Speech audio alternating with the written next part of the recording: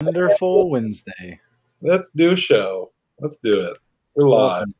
Welcome. Coming at you 2 hours earlier, maybe 3 or 4, depending on the day. We've been kind of all over the place lately. We have been all over the place. I think just like this season of Loki, we should mess with time. Yeah, it feels right. It feels right. Feels very right. Unlike it was close. I've been wearing that TVA shirt the past 2 times. It's like, I'll switch it up. Throw it back to the OG Marvel show. Which, before, I guess we usually start with Loki, but before we get into that, Disney Plus did drop a new show today, which it occurred to me before I started watching it that this is the first time Pixar has ever made a TV show. They got that new Monsters at Work. It's apparently a direct sequel to Monsters Inc. I watched the first episode. I'm actually really enjoying it so far. But Pixar's never made a TV show before, and this is what Disney Plus was tooting its horn about. Is like, hey, we got Pixar, we got Marvel, we got Star Wars, so we got them all now. I'll have to check it out. It's interesting, Disney Plus is kind of giving us this world where, like, answering the question of, like, what if the biggest movie studios of all time made dope TV? They're good at it. And speaking of them being good at it, let's get into some Loki. Let's talk about it. It got pretty lit today. Yes, it did, as we assumed it would. Yeah. After that, the little multiverse of Lokis. Yeah. I was for it, man. I was ready to go into the Loki verse. I'd go back.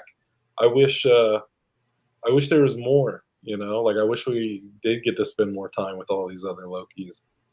I'm sure we'll get to see the other Lokis at some other point, maybe in season 2. I was going to say, so like whenever they say like, oh, is there going to be like a season 2 of WandaVision or a season 2 of this or that? I'm like, come on, guys. They're not like regular TV shows, but this is the first Marvel show that I'm like, bring on the season 2. Like, let's do it. I think they've actually said it will have a season 2. I believe I heard that as well. And I'm for it. I am completely okay with this show having a season 2. Because everything else WandaVision, it's obviously getting its follow-up in the movies, which and same with Falcon and Winter Soldier. Its sequel is Captain America 4, which I'm cool with that. I'm cool with Loki getting his own movie, Mm-hmm. But I could go for a whole second season of just like getting into the Loki verse. I think there's a lot there.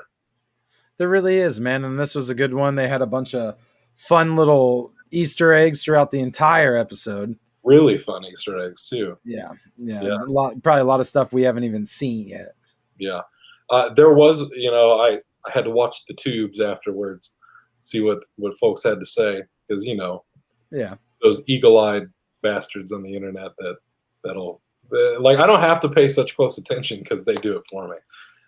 But there was something that caught my attention, like early on in the episode when it's showing like this little void that they're in. There was like this big ass like head in the like laying on the ground. It looked like maybe the head of like a statue or something like that. And I'm like, that looks so familiar. Like, what is that? And I was like, man, the internet will tell me later. I'm sure. And it was Yellow Jacket's helmet from Ant-Man. And I was like, dude, that's awesome. That was actually kind of cool. Like, because he got all fucked up there at the end of Ant-Man. Yeah. And, I could see where his body got like sent off into a whole bunch of different directions. So that was kind of cool. I liked that one. And of course, Throg. Fuck yes. That was awesome. See him, the Thanos chopper. Yeah, which I didn't know was a thing until you said something this morning, and then I watched the old internet, and they were like, Thanos copter from the fucking comics. I'm like, oh my god. I was like, hey, when I seen it, I was like, okay, let's go. That's a deep cut right there. It's fun, man. I think they set up next week very well. Yeah, I am curious to see how it's all going to end. And I don't remember what it was specifically, but something specifically happened in this episode that really made me think that Loki is behind all of this. Like, a different Loki is behind the TVA. and I don't, I didn't get the chance to watch it a second time like I usually do before we do these. But there was one moment where I was like very convinced, where I'm like, you know what, that makes the most sense, and like especially like listening to some people break down the show, like it makes a lot of sense, like story wise, that it would be a Loki, like because they keep talking about like the superior Loki, and they keep talking about like, um, like it's all like a weird metaphor as well for like facing yourself in a lot of ways, where it's just Yeah. like him and Sylvie is like him learning how to love himself, and like now he might have to confront himself, and like it's cool. And today I had to stop and remind myself that this is not that Loki from the other MCU movies. Like I kind of forgot that this was a different Loki. But Mhm. I think my favorite of all the Lokis, my little scene stealer, was Alligator Loki. Yeah. Oh I yeah. loved him, dude. I loved him. It was very interesting concept for Loki, and they kept I, bringing it up, and it's like, don't ask no questions. I just love that. Like, I don't know, they packed so much character into these Lokis, like with the short amount of time given in this episode. Like, I thought a lot of them were really dope. Yeah. Uh, but Alligator Loki, especially as a Loki that doesn't talk or anything like that, I just thought it was so interesting in the few moments that it was there. And like he fucking eats a dude's hand off. He eats President Loki's hand off. And Right. like, damn, okay. I'm here for it. He's got a little temper on him. I was there for it the whole episode. Got to see Morbius come back for a little bit, get his little redemption, and go back to the TVA. So I think, like I said, I think that this episode was just a really fun, interesting one, and it's set up next week. Just like should get right into the action tomorrow Oh or yeah. Wednesday, I should say. Right. But I hey, wish. like I said before, these Wednesday releases as opposed to Fridays, sometimes it feels like tomorrow. Sometimes I'm like, damn, Wednesday already? That's crazy. Right. As opposed to waiting to Fridays, I was like, fuck, like, when are we going to get to Friday? It was a wise move on Disney's part. Yeah. And I gave Disney Plus a bunch of attention today. I watched Loki. I watched that little dumbass Simpsons short that they dropped, which was stupid. It was very dumb.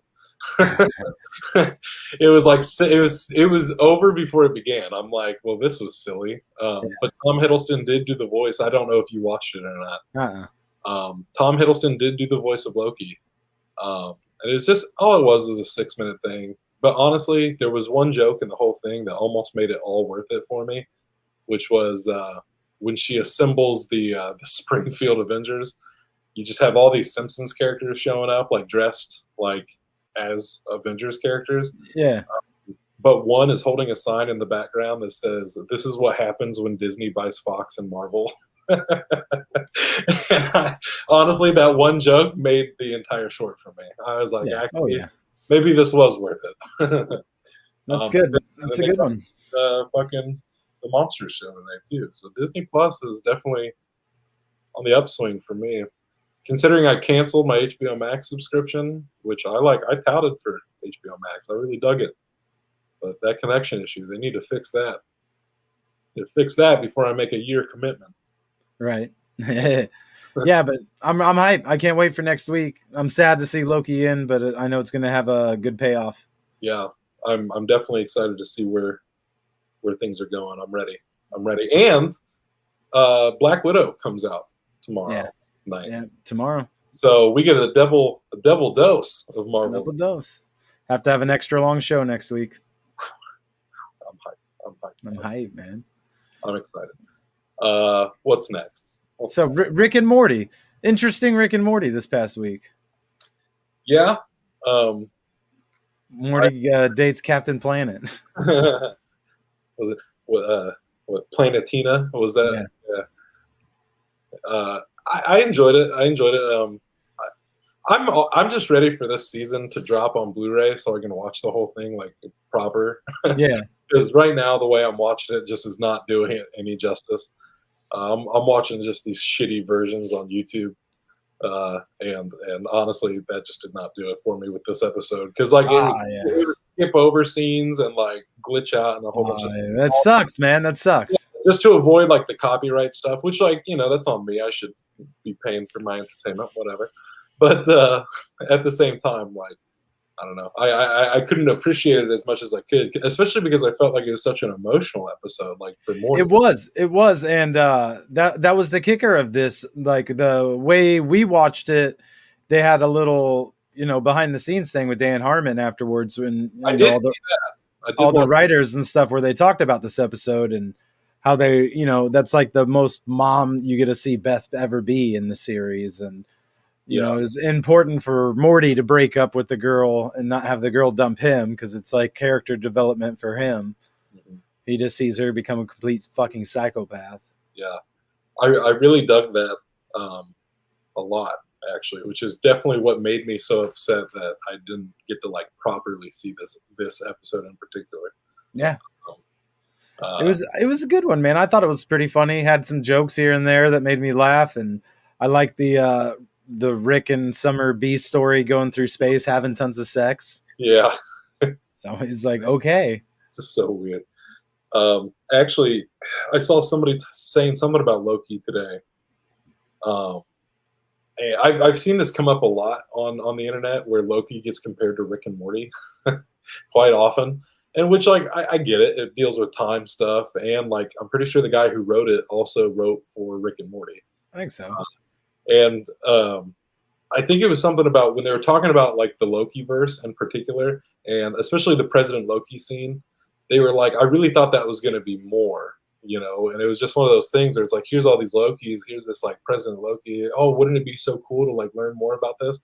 And they just like, blaze right through it. They just start killing each other. And that's why I feel like this one's going to get an extension, another series. But at the same time, like that to me is so Rick and Morty. Like when it comes to like time travel and multiverse stuff, and there's like that many of you, fuck them.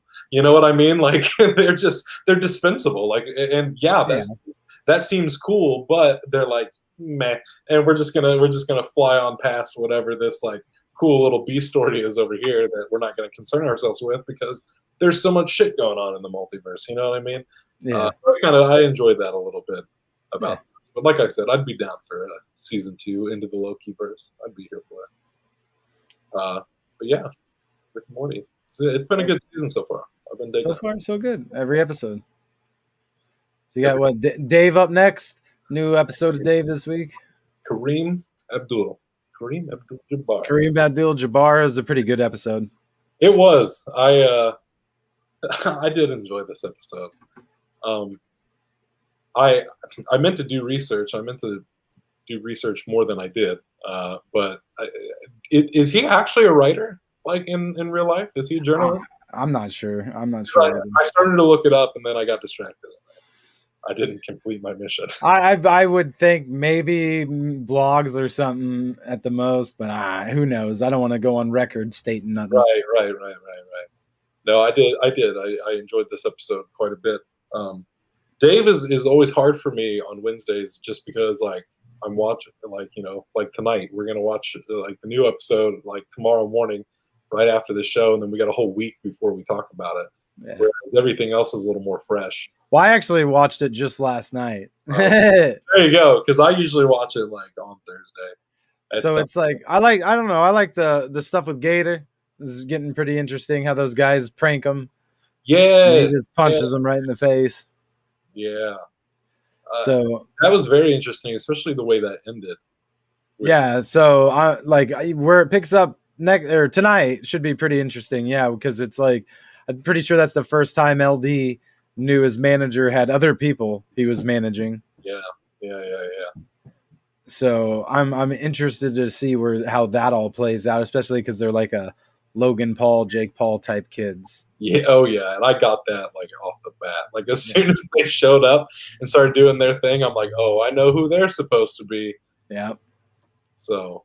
Yeah, no, Little Dicky is another one that's again the same. It's been solid this season. Constantly throughout. I do feel like it's definitely been a weird season for sure, for Dave in particular. It doesn't feel as coherent as the season 1 was. This one feels kind of like all over the fucking place. I even, one of my friends, they watched the first episode of season 2, and he's like, "This is too chaotic. We're gonna maybe another time. This shit's too bonkers. I can't." So it just stresses them out from all the awkwardness and shit. I'm just like, oh yeah, I can see that. I can definitely see that. It's definitely one of those kind of shows. Yeah. Oh, hello, guys. Well, hello, Brandy. Hey, oh.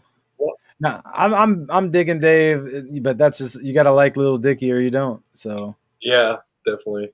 And I've definitely had my moments where I don't like him, you know. And what I find so interesting about Dave, and I felt the same way in season 1, is like I showed up for Little Dicky, but I'm staying for everybody else. Like I love the supporting characters in that show, and so that's why I love coming back. Yeah, especially Gator. Gator always has like these great storylines. Yeah, I'm interested to see where he's going, because it seems to be another emotional one. Yeah, I'd like to see more of his friend too, played by Taco. Yeah, teacher. I always enjoy his character as well. Yeah.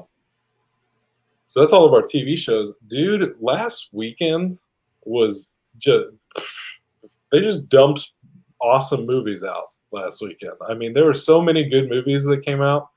Yeah. The number one for me was Fear Street, 1994. Did you watch it yet? Yeah, I watched it. My dude, I loved it.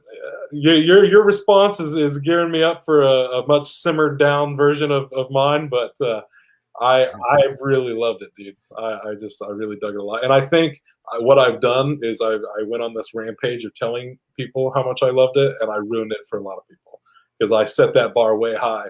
Whereas I went into it like, meh, whatever. Fear Street, I'll check it out. It might be good, it might not be good, and then I had when we watched it, I watched it with Ashley last night, and I told her, I was like, oh, Chase said this is like, one of his most favorite like horror genre type movies since like Scream.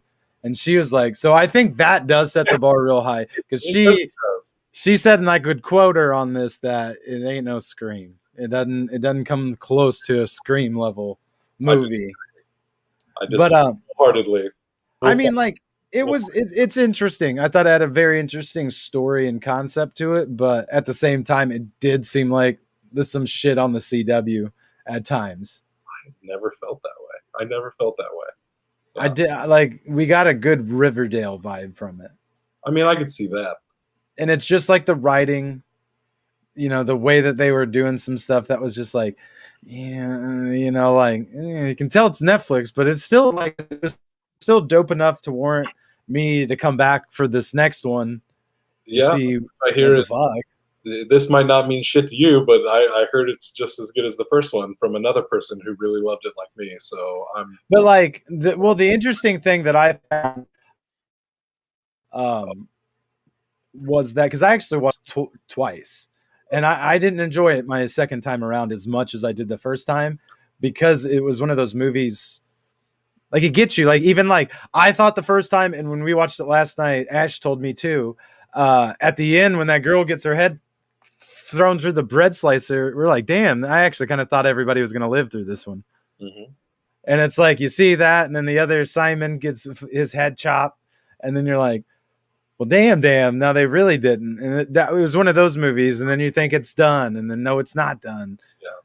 Well, and that's the thing as well. Going into this, you have to remember it's not just one movie. Like, it's a whole trilogy that they're like doing. Because originally, I was talking to Priyanka about this morning, that this is a movie that was supposed to come out to theaters, and Netflix bought it from Fox, I believe.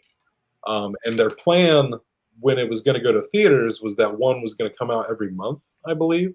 Which, like, I'm with that. That would have been cool. I mean, I'm the kind of person that, like, especially with how it was, like, you're damn right. You're telling the sequel to this movie comes out next weekend. Like, that would blow my fucking mind if they did that in theaters. Yeah. Like, absolutely. Here's my money 3 weekends in a row. Like, you just won the month. Like, congratulations. But I do find that interesting. Like, I am hyped for next week. The fact that I was like, fuck, that movie was really good, in that feeling of like, I hope it gets a sequel. Well, there is, and it's next week. Like, that's exciting to me. And I was very curious. Like, I don't know. Like I said, I definitely think it was one of those things where I personally set the bar too high for people because of how excited I was. Because when I went into it, I really didn't expect much. I even think I told you the other day when I was telling you about it that like I went into it expecting like Goosebumps type stuff, like teeny bopper CW type stuff. And in that opening scene, like as soon as the violence started and as soon as she started cursing and everything, I was like, oh, this is not that. Like this is this is very rated The R. the only thing that I'm curious is how they're going to do these sequels set back in time, but still continue on with the modern day story. And that's what I Well, was from curious about. 1994. Right.